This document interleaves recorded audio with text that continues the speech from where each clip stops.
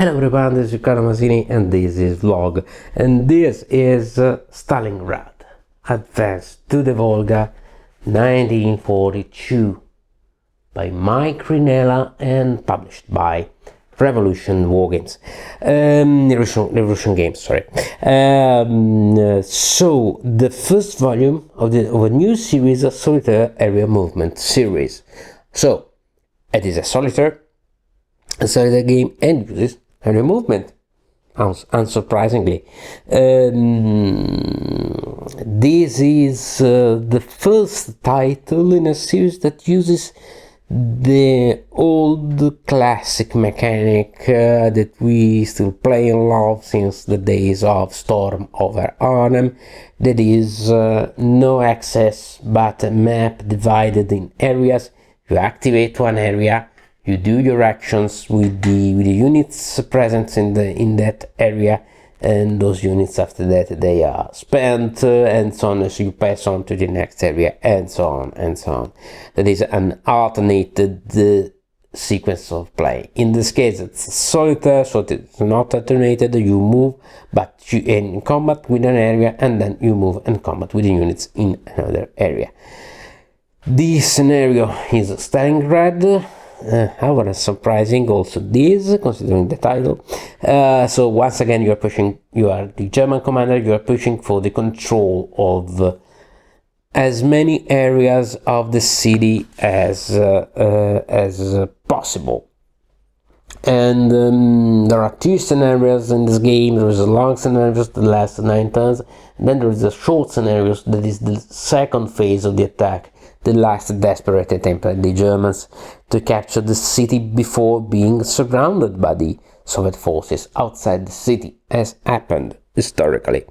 So in this scenario we are focused only on the city. It is not just like Stalingrad 42 or Stalingrad Pocket that are dedicated to the operation in the immediate vicinity of Stalingrad, of all the region. No, this is just the city of Stalingrad, and we are trying to conquer it. What I really like of this game from an historical point of view is that it really captures the main dynamic, the core dynamic of the actions in Stalingrad. That is a strong beginning impulse, an impetus of the German forces, conquering piece by piece every single neighborhood of the city, and a growingly effective and desperate, but once again highly effective Soviet defense, and the growing erosion of the German morale, and the German supplies that are fewer and fewer, less and less effective, and you're still pushing and pushing and pushing, and the continuous attrition of the German forces. Also the unpredictability of the Soviet reactions. Why? Because at the beginning of the game you just place randomly all of them face down, all those small cheats, and every cheat, when you come into an area, you flip and you see, oh my god, here are fanatic troops, and they are differentiated from area to area, and there are clear areas, elevated areas, light urban areas, and heavy urban areas. Another thing that I really like is that some of those cheats will not be used, so you cannot do the dreadful card counting. Some of them will be left here inside the box, so it will be really unpredictable every single time you move, every single time you play this game. Every single play will be different, but it is an area movement, so it will be highly interactive. The conflict in an urban area will be highly fragmented. You will have to rotate your units, you will have to spend your supply points to get supports, and those supports you have to decide where to use them at the best, and sometimes they will work, other times they will not work, etc, etc, etc. It's really a grinding, a very grinding dynamic. Really, this map that looks, by the way, it's a beautiful map that looks not so big, it will look immense. Believe me, you will think, oh my god, I am at turn 8 and still I'm here. 9 turns are not enough. I need at least the double of those turns. And so you've got also a lot of frustration. But hey, it's Stalingrad, you're the German commander, you are supposed to feel frustrated. So this works. This really works. Also, there are optional rules that include more historical detail, Pavlov's house, the rebels, isolation of Soviet forces, etc. So in this respect, it really works. There is one big problem for me, big issue, is that the Soviets are totally static. They will not move, they will not counterattack. Okay, some of those different tactics, they eliminate some units, some of your units, they force you maybe to withdraw, etc, etc. But there is not a real reaction. Historically, some of these areas changed hand time over time again, and there is nothing of this kind here.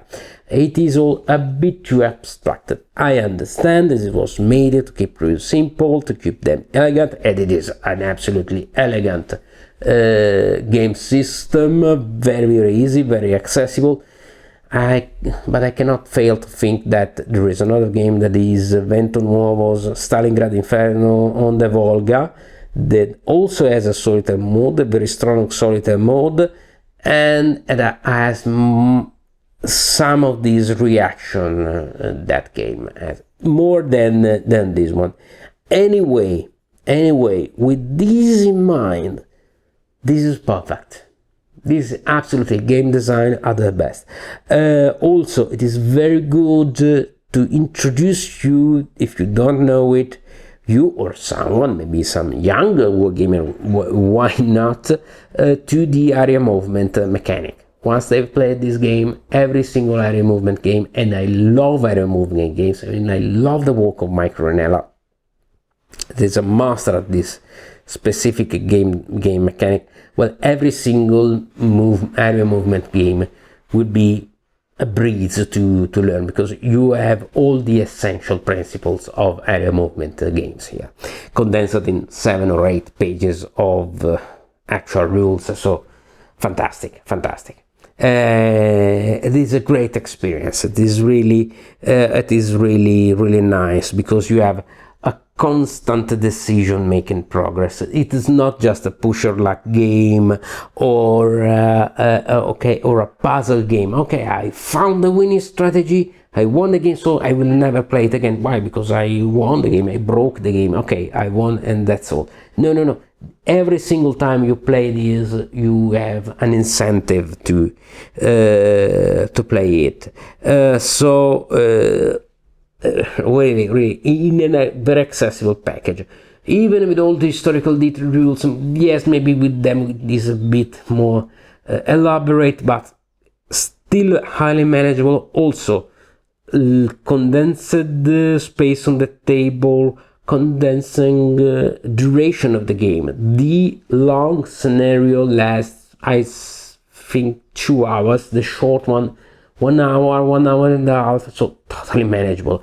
But also another big plus is that there is a very good tabletop simulator module of this game that you can play, and it's a very useful automations. So wow, that's fantastic. Oh, there is a small, components. Let's talk about components. Graphics, visual interface, fantastic. Graphic. We have an historical German map of Stalingrad, and you really feel this is highly immersive. You really feel like a German commander trying to devast out to conquer this damn Russian city. Great, fantastic. Big units, as in every area movement. Very good graphic, very highly readable, nice Soviets, just nice components. They're a bit harder to click, those counters. I don't know why, but it doesn't matter, they're fantastic. They're really fantastic. There is just a small issue, because by the rules you have to put a German marker in every conquered area, but it is not so necessary, because it is easy starting from the victory conditions to understand whether you have won or you're not. So it is a bit too much. So you will see that I didn't clip all of them, because I don't plan to use all of them, but it doesn't matter. Visual interface, very good. We have also the number of controlled areas, the morale is very important in this game, and everything is there. There is a good player aid chart. There are just a couple of things missing, but nothing too important. Oh, it is important, but you will remember it every single time you play the game. So absolutely top notch, top level components, nothing to say. Nice mounted map, fantastic, great, absolutely great. All of these for a highly replayable solitaire game that is really nice. It is totally different every single time you open the box and you put all those countries randomly on the map. You can also play it cooperatively, once again, maybe with your children or with someone that you want to introduce to war games.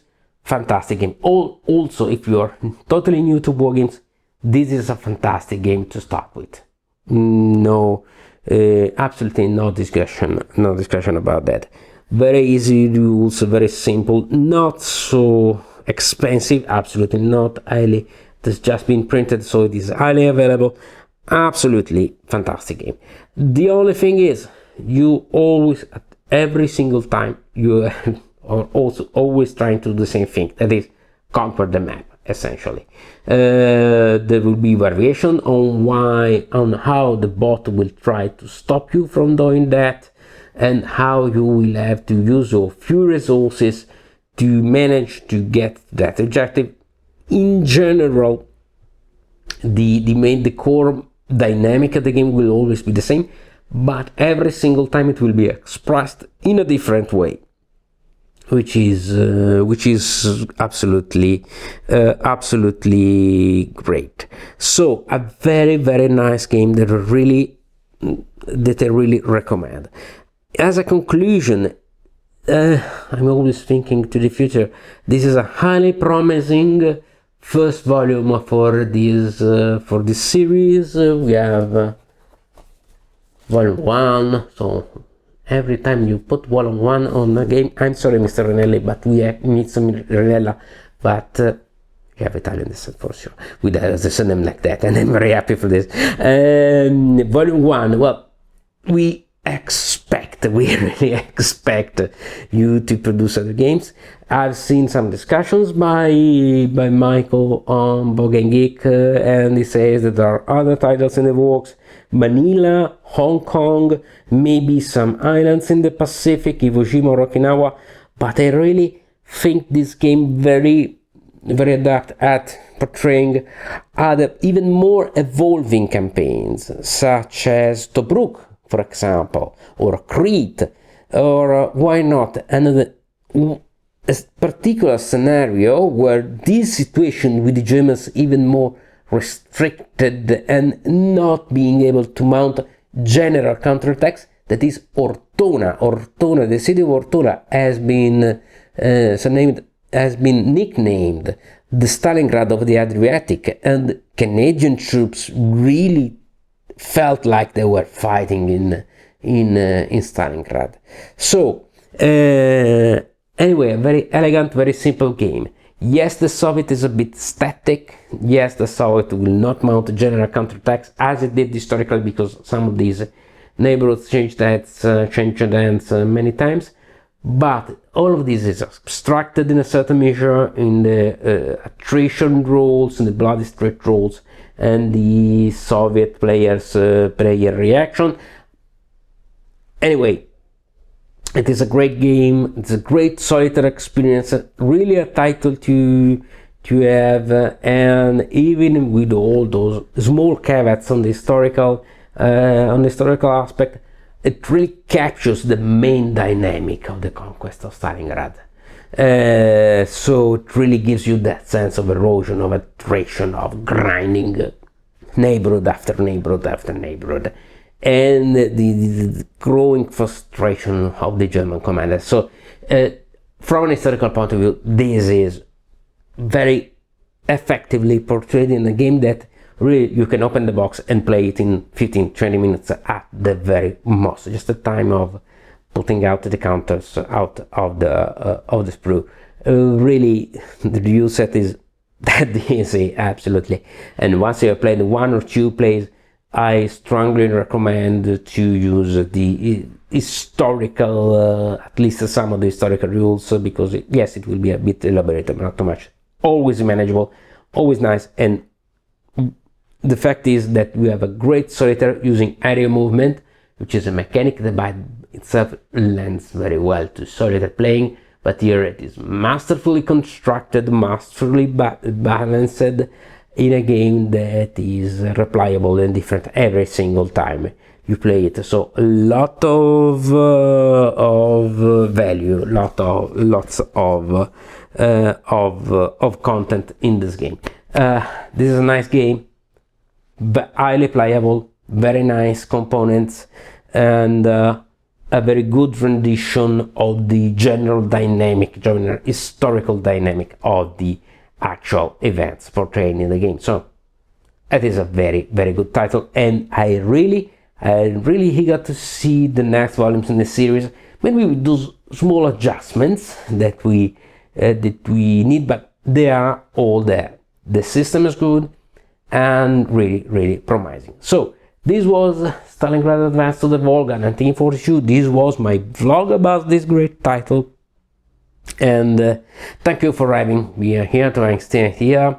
Bye bye, have a very good time, and as always, don't be scared, it's just war games. Ciao.